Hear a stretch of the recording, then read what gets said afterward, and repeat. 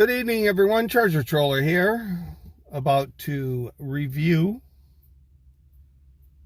Alone, Season 10, Episode 2.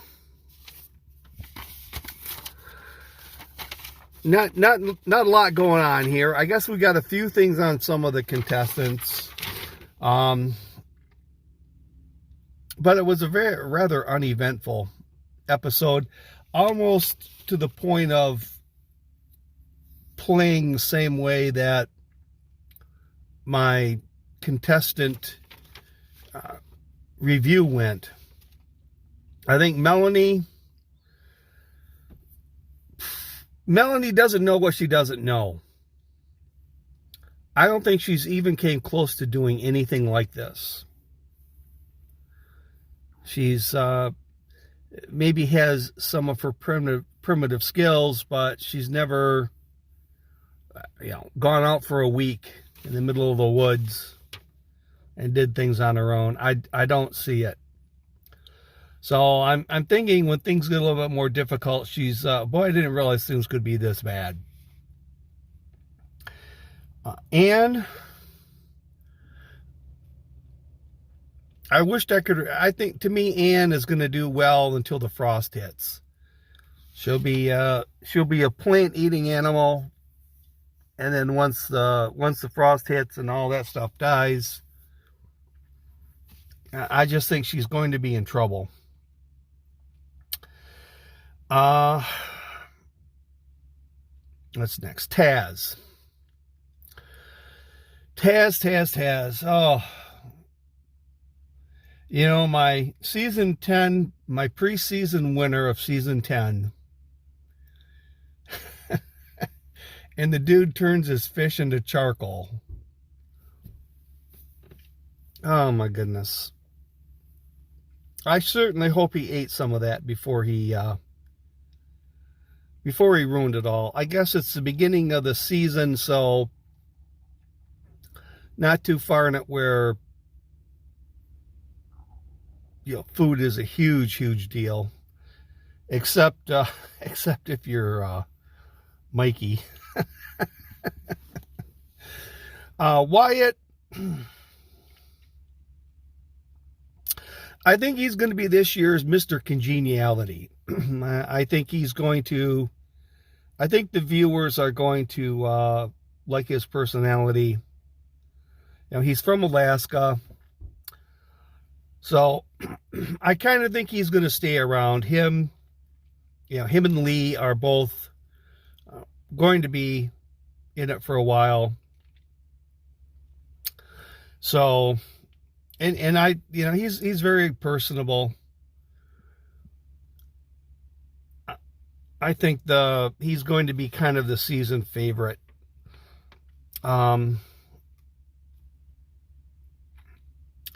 Jody, they spent the last segment on Jody building that cabin. I don't know, this is how many days into it, 10 or 11 days into the competition, and she spent all of her time getting her cabin done. Probably eating a few handfuls of berries along the way. I don't know. I don't quite understand the whole shelter thing. I just think it's a wasted amount of time. So let's get to Mickey. And like I said in my preview thing, he's from the South. He's from Georgia. He has no idea what he's getting into up north. And he was even saying that. And quite honestly, one of the first things they showed of him was in that sleeping bag. And this was about day 3. And he already looked beat by day 3. He looked beat by day 3. I don't expect him to last long, but if there are Mikey fans out there, what I am going to say is that the contestants that struggled at the beginning of the season always seem to last longer or do better towards the end of the season. So as much as I think Mikey is, or Mikey is not really up for this, there's in the back of my mind, there's always that thing where the guys that do poorly at the beginning seem to do well in the end. And I go back to, it might have been season 2. I think the guy's name was Dave. He was from Grand Rapids. I think he's from Kentwood. Where he was really struggling at the beginning. He couldn't catch any fish. He wasn't eating. Luck was not on his side. And then all of a sudden things turned around and he ended up winning. So there is that chance that things could turn around for him if he stays, but he doesn't give me any kind of a vibe that he's down for the struggle. So not a real eventful episode of Lost. It almost went along the lines of how I thought. I mean, anything that would be contrary to what I thought would have been, Taz burning down a smoker. I thought he would be that was sort of out of something I didn't see. Melanie is what I thought she would be. Wyatt, I guess, is a bit, has a bit more personality. I think he's going to be one of the more well-liked. Mikey, I said at the beginning, he's from Georgia. He has no idea. I don't think in Georgia getting food, going out in the middle of the Georgia forest or swamp, food was that big of a problem. It was probably shelter. So I don't think he's quite ready for this. And she's really good at finding mushrooms. And then Jody, of course, spending all that time. The other thing too is, now I'm not sure if it was on I'd have to go back and watch the whole thing again. It appeared a couple of times, but they ran a thing at the bottom of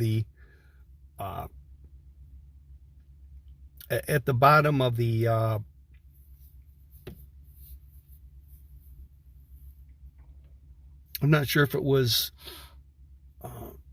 like before the ads or after the ads or something. But anyways, it was 3 things. I didn't catch the third one because I think they only ran it once. But it was the 3 things about the show was starvation, success, and something else. So I thought, Cade, Jesus Christ, they're telling you right at the beginning of the show. They're telling you it's starvation.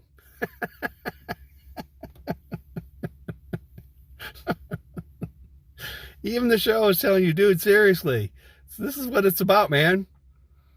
But he's, I think next episode, he finds his quiver. It's people, I can't remember if Roland had lost his axe before, but they just go back to the tent. They've got it all filmed. They just start watching the film. They get a general idea of how many minutes into his little walk he lost his quiver of arrows. So I don't really think it's that big a deal. And then they're not allowed to take a compass. I mean, I don't quite get that. I mean, if you're going to be out in the woods, you're going to take a compass. I find that weird that they won't allow them to take a compass. Like, I don't expect these kind of people to get lost because they would take a compass. I don't quite get that part of the show. And then I think that phrase at the beginning of the show, I'll put it in the title, is that drop shock. I don't think that almost sounds too military to me. It's not something that that some contestant on this show thought up. But not a lot going on, but we're getting into the 2 to 3 week portion of the show where they start beginning to feel it. And I think things will get a little bit different. Oh, the other thing too I wanted to mention that sort of baffles me a little bit is them taking these arrow shots, these bow shots up into the tree. I mean, these guys with the bow, I mean, they're phenomenal shots with the bow, but I'm not sure I would want to risk, any kind of shot that I have on an angle. If you're standing right up underneath the tree or something, that might be different, but we've seen arrows get caught up in trees. It's easy to lose the arrow if it doesn't stick and stay. But the other thing too is like when they show these guys at home, these contestants at home, and they say, well, I'm kind of maybe a jack of all skills and a master of none, but I'm pretty good with a bow. And they show them shooting at hay bales, or they show them shooting at targets, but they're always on the ground. You never see any of these contestants practicing arrow or bow and arrow shots with a target up in a tree. Never. They're never taking shots at targets up in a tree, which to me is foolish. I guess if you're going to go on this show, you're going to take shots like that, you might as well, stick a turkey target or some kind of target up in a tree, or, hoist it up with a pulley. So you're up about, it's up about 30 feet, and shoot at that and kind of figure out just how, and then if you miss, go look for the arrow and see if these shots are worth taking. But you never see him shooting from the ground up practicing from the ground up into a tree. So a little tip to the next Alone contestants, that's something you might want to consider doing. So if someone's doing it, make sure you give credit to Treasure Troller. So that's it for episode 2. Kind of a garden variety episode. Hopefully things get better. So with that, this is Treasure Troller saying aloha and good day.